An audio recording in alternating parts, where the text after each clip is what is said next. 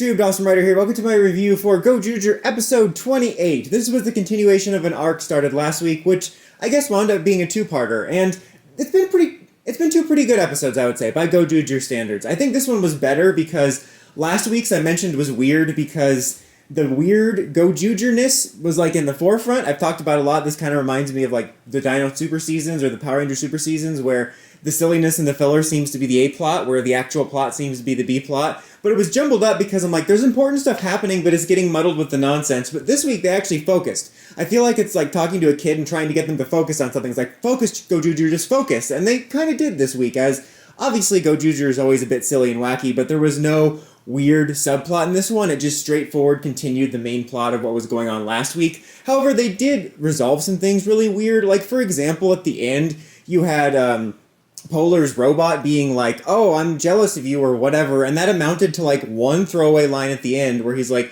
you understand love, don't you? And he's like, you're right. I'm like, wait, what? Because it wasn't mentioned at all. I thought it was going to be a cliffhanger, like that was resolved at the beginning, and I'm like, what was even the point of that? I thought that was the start of something bigger. That seemed completely random and unnecessary now. And then also, I thought there was a cool opportunity to have Goju Wolf, Polar, and Fire Candle working together, because they realized at the beginning they're like all the only ones left after Bouquet's been kidnapped, and Polar and Fire Candle are looking for her, and Goju Wolf's the only one not under this little like techno dream spell that the others are put under because he doesn't have a dream. And they're all working together for like 5 seconds. I'm like, this could have been a cool arc to continue a little bit longer, like maybe one more episode, and had this episode split between those three working together and seeing that dynamic, because maybe you could get more about Fire Candle and a potential redemption for him later. Polar needs screen time desperately.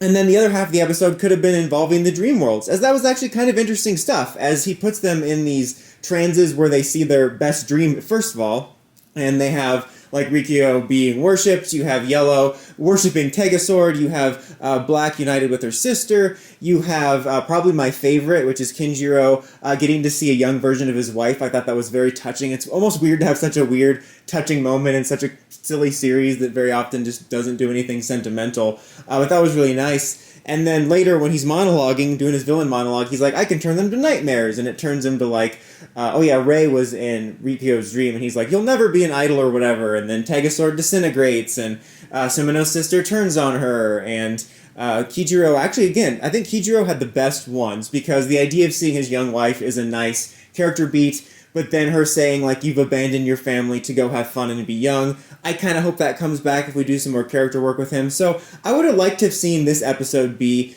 between that and just kind of explore those dream worlds for that characterization, and then have the other three working together. But as it was, it just very quickly wrapped everything up. That's one other thing that bugs me about the series, is I feel they introduce kind of cool ideas or characters and then quickly put them under the rug. Like, Fire Candle obviously isn't off the show, but the idea of him having the Shinken Red ring could have been cool. Same thing with this guy that's like Kuon's underling that was kind of tricked at the end by Kuon into like falling for this trap of trying to take over because he's studying like Bouquet's AI, and you get into that generic conversation of like, you're an AI, you can't love, and she's like, I can love.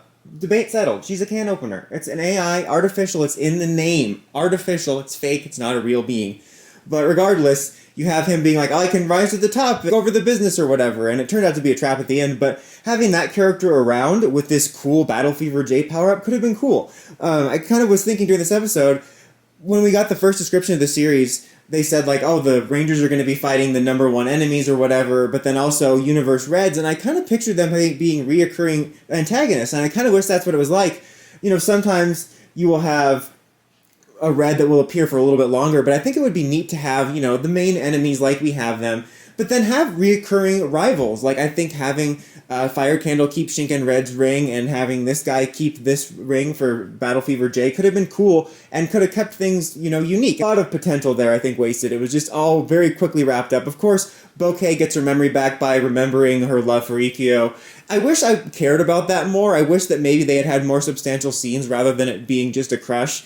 And I feel like the biggest point of this storyline in regards to her was probably one step forward towards she's probably going to be a character that gets redeemed. But in terms of the status quo with the villains, it felt like a nothing burger, because she got kicked out for not worshiping her enough, but then she's like, well, your steadfast love proves you're committed, you have to commit to me more. It just seemed like classic villain nonsense, and it was clearly just a device to get her out of there. And I kind of wish there was more with her and Polar. Like, he went to try to rescue her. I thought they were going to have another scene together after she got her memory back. You know, usually when you have those stories where you have the villain lose their memory and bond with the hero, they have a scene afterwards when they gain their memories back. I even thought maybe they were going to try for a love triangle thing. So, I don't know. It just, that kind of went nowhere. Like, this episode was enjoyable, and I'm glad that they stuck to some things in terms of, like, not doing crazy nonsense subplots, and we just followed the main plot. But it felt like we, you know, wrapped up everything so quickly, and then now it's on to the next one.